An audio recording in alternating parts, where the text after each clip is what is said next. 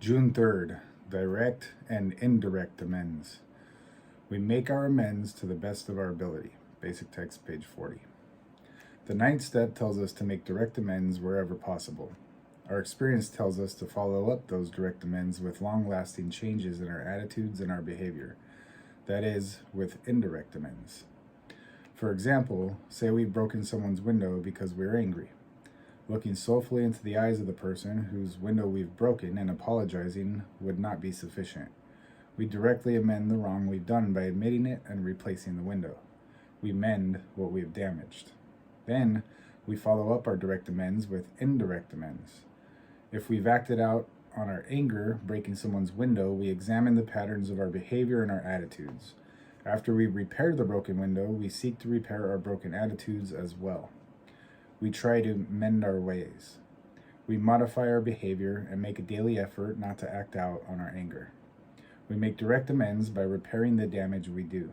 We make indirect amends by repairing the attitudes that cause us to do damage in the first place, helping ensure we won't cause further damage in the future.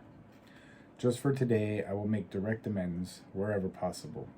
I will also make indirect amends, mending my ways, changing my attitudes, and altering my behavior. I'm Herb the Addictaholic.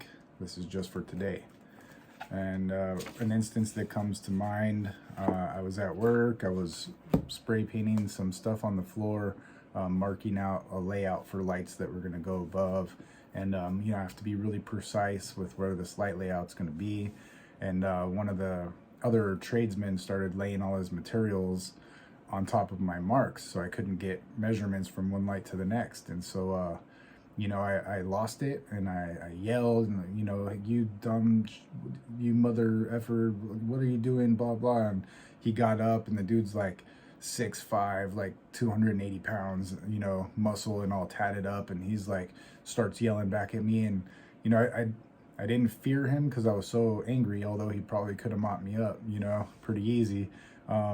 I just continued yelling, and like we both stormed out of this area, and I threw tools, and he disappeared. And I cooled off for a minute, and I thought about it, and I felt stupid. I felt bad. It didn't need to escalate to the point in which I caused it to escalate. So I walked around the job site. I found this guy, and I apologized. And he's like, dude, I get it. I've been there. I should have watched where I was putting my stuff. And he gave me a hug.